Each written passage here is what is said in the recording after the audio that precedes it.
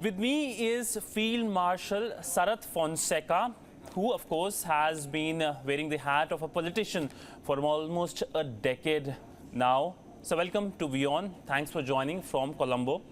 Let me start with what's happening right now in Sri Lanka.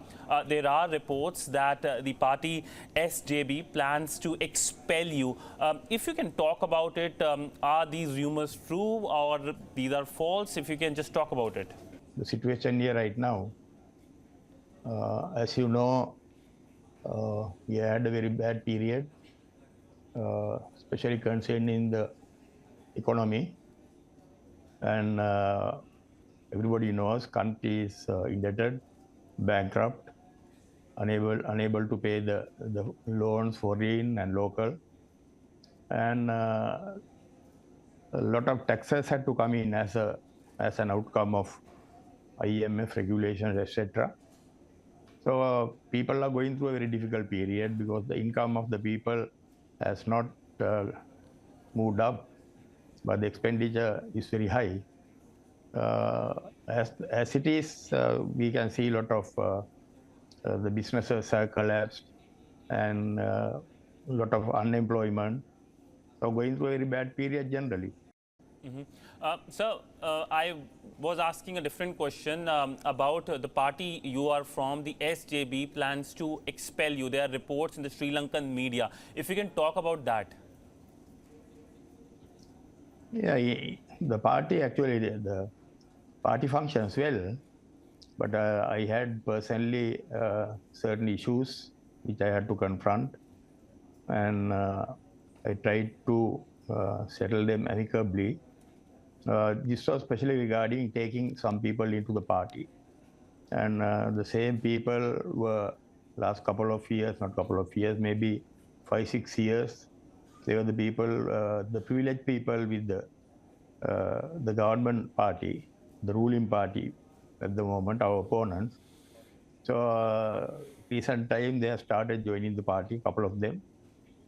And there was a retired army commander whom I thought his reputation, his activities after he left the army and also when he was in the army were not acceptable, not as per the military discipline, not as per the aspirations of the people who was taken in.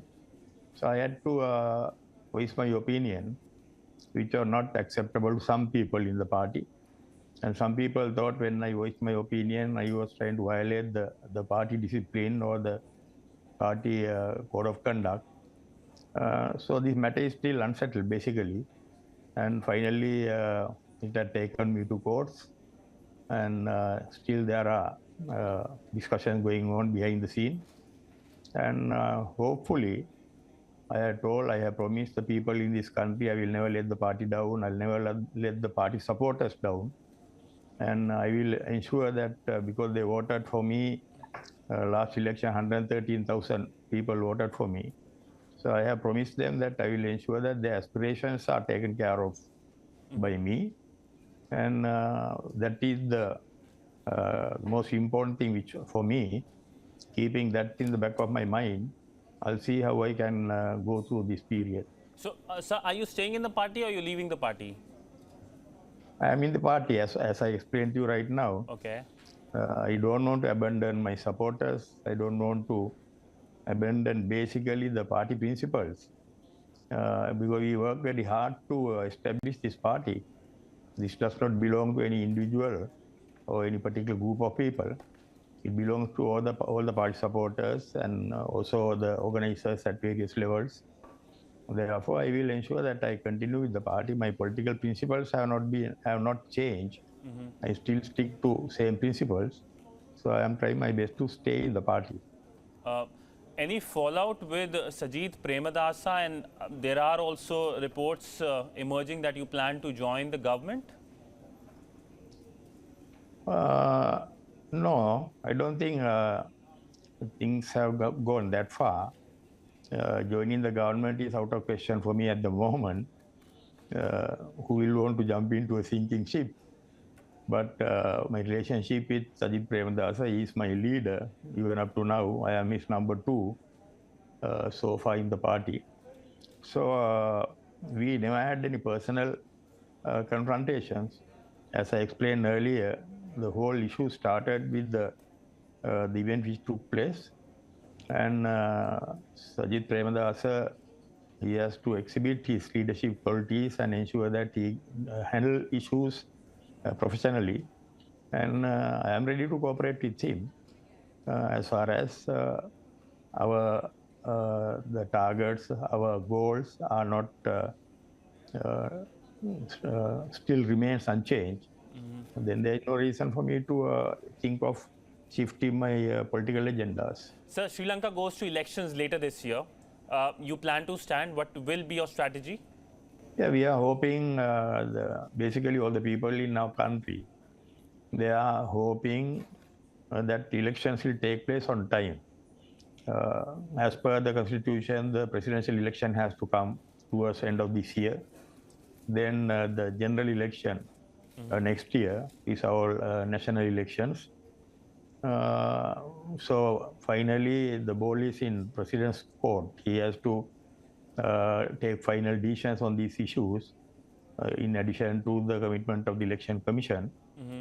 So I think from what we hear right now, the type of news we hear indicates that the presidential election will come end of the year.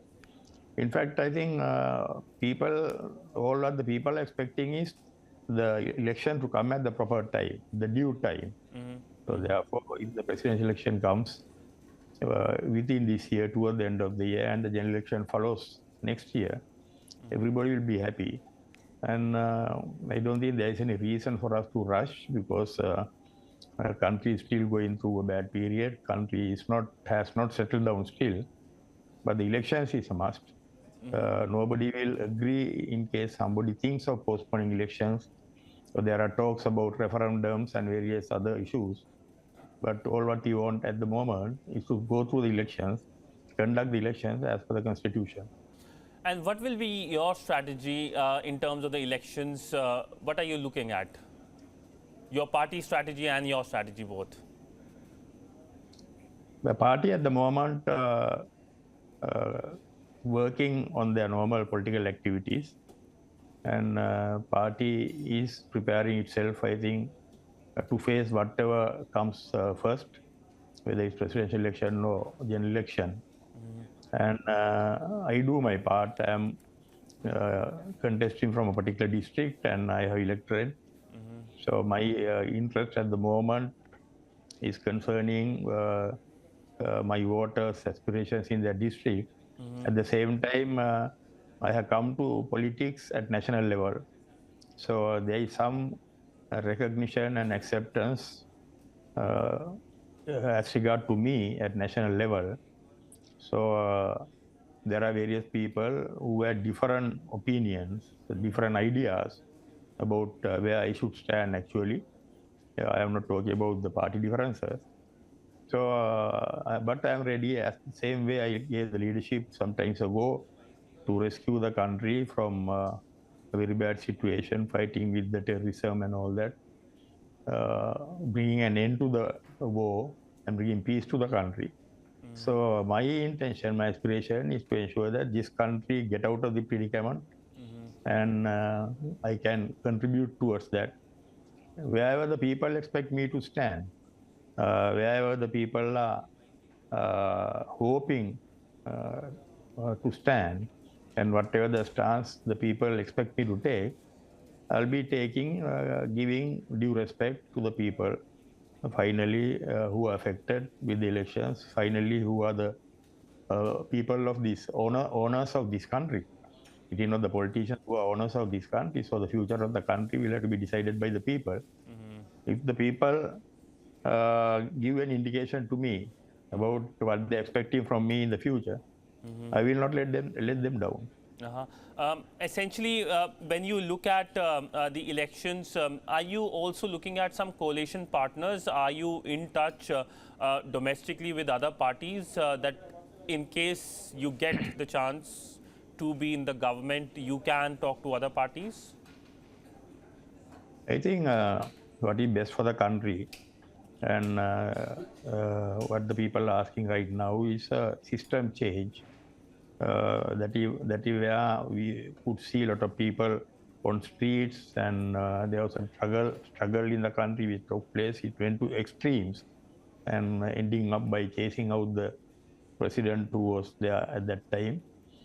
So we have to, whatever we do, we have to keep that in mind. And if we can meet up with the people's requirement by way of system change, and try to, rather than making coalitions with whoever who comes your way, just trying to get additional heads by